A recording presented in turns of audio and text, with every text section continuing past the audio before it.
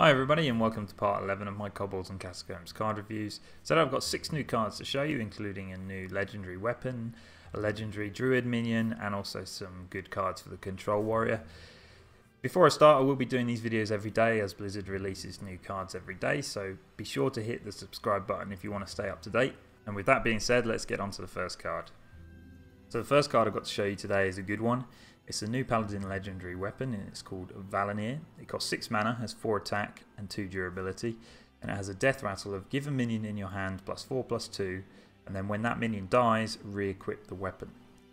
So at first look, I think this is a really strong card. It's specifically designed, I think, for control Paladin because it is a little bit slow. One, because it costs 6 mana. You can already play the True Silver Champion with the same stats for 4 mana.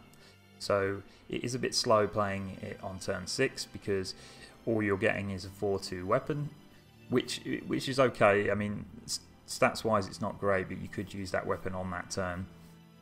However, I think specifically in Control Paladin this will be really strong, and the reason why is because you'll be able to re-equip it a few times in the game, which is really good. So you probably wouldn't need to run any other weapons. You could just run this one weapon. And it buffs your minions. I think buffing your minions +4/+2, I'd prefer in a control paladin deck, you probably prefer the health to be 4 and the attack to be 2, but still it's still quite good nonetheless. And also this card's really strong against ooze. So if anyone plays an ooze on this card, they're instantly giving one of your minions +4/+2, and then you can play that minion, and then when that dies you get your weapon back anyway. So of course when it comes back, you don't have to pay the 6 mana again to play the weapon. You instantly re-equip it. So that is a really strong mechanic as well, because when you attack with your minion, you can get your weapon straight back and then attack with your weapon as well. So it can be really, really good. I quite like this one, and I'm sure this will see some play in Control Paladins. Next up is a rare warrior card. It's called Drywhisker Armor. It costs 2 mana, has 2 attack and 2 health, so reasonable stats, sort of not great but average. But it has a battle cry: for each enemy minion gain 2 armor. Now this is situational. Obviously if your opponent doesn't have any minions on the board it's pretty weak, but it's really strong against zoo decks, which typically tend to have a lot of minions on the board. It's good against Spreading Plague, for example, if druids just played that. Token Shaman, this would be quite good against when they're trying to fill their board with low cost minions. You play this, and it's really good. It's a good way to gain armor, and probably where it's best is with combos.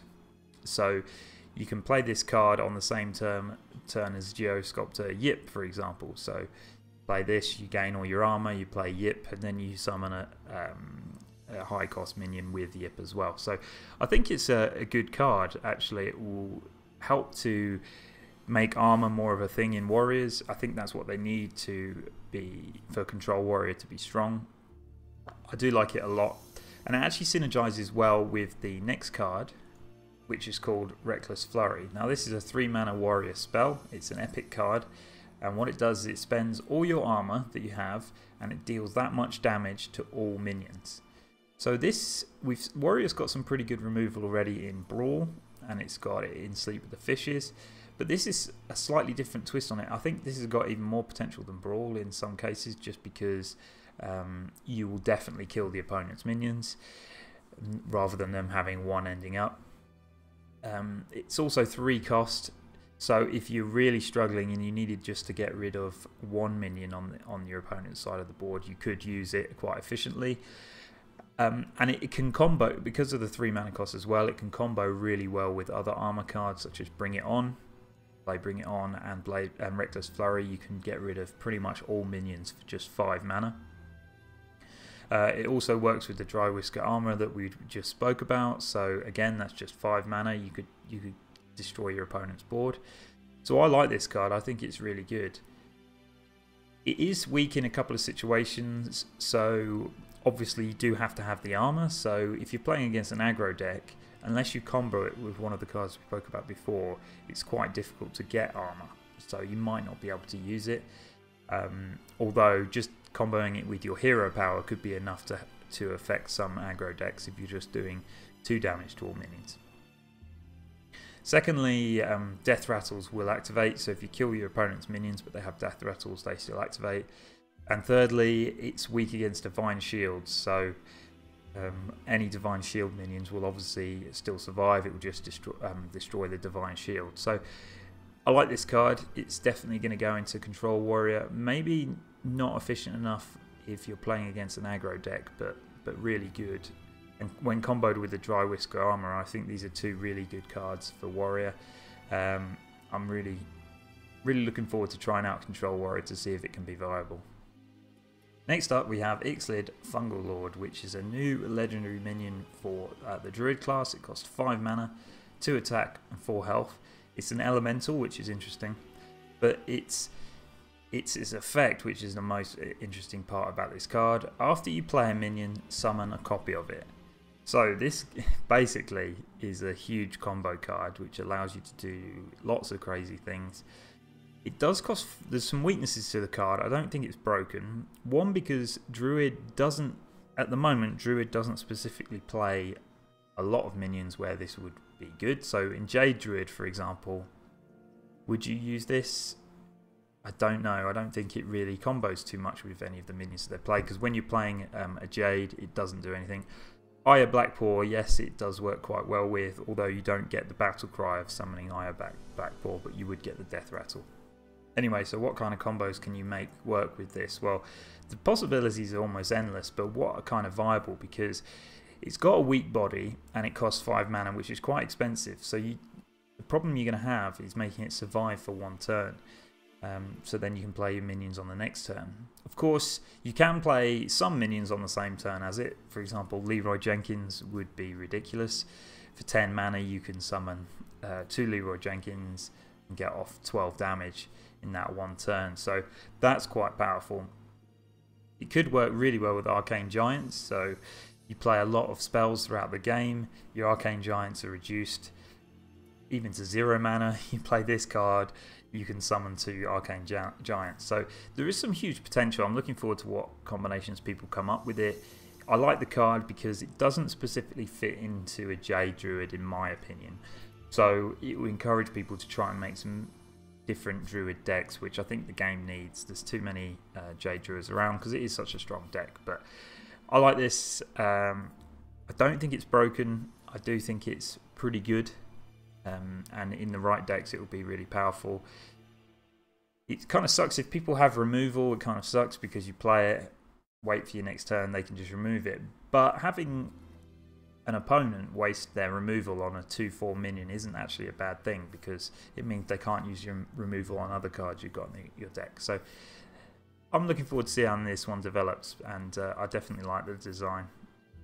Next up is the Elven Minstrel. This is a rare rogue minion. It costs 4 mana, has 3 attack and 2 health, so fairly weak stats, but the combo is draw 2 minions from your deck. Now this is really strong and something that I think Rogue really needs.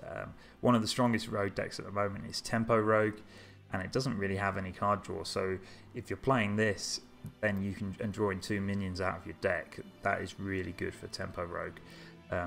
It can also be comboed with Shadow Step, for example. So you play this, you draw 2 minions, you Shadow Step it, you play it again, draw 2 minions. It's really, really strong. I think this is a card that Rogue is going to be playing in a lot of decks.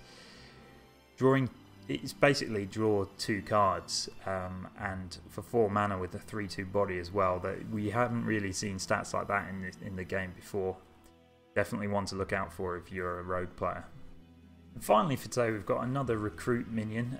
This is for the Warlock class. It's a rare minion. It costs 5 mana, has 2 attack, 2 health. It's called the Possessed Lackey, and it does have a death rattle of recruit a demon. So that's recruit again. Remember, is recruit card from your deck, so it comes out of your deck and you play it onto the battlefield.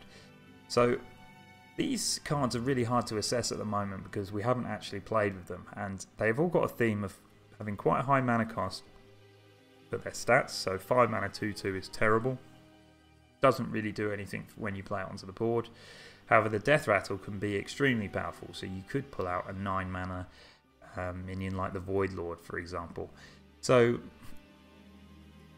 we really need to test this card before we can understand how good it is.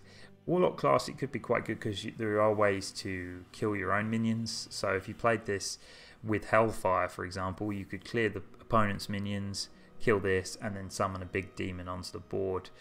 So there is that kind of potential, but I think there aren't any decks out there at the moment that are doing this type of thing for Warlock. So it does require some play to see. On the face of it, unless you build a deck around it, it's not a good card because on turn 5 playing a 2/2 just isn't good enough. But if you build the right deck around it and have some big demons in there, I think it could be quite good. We're just going to have to wait and see. Again, another new type of deck to play though, so it's going to be fun in the first few weeks testing out these to see if they are any good. Okay everyone, thanks so much for watching. If you did enjoy the video, please leave a like, and I'll see you in the next video.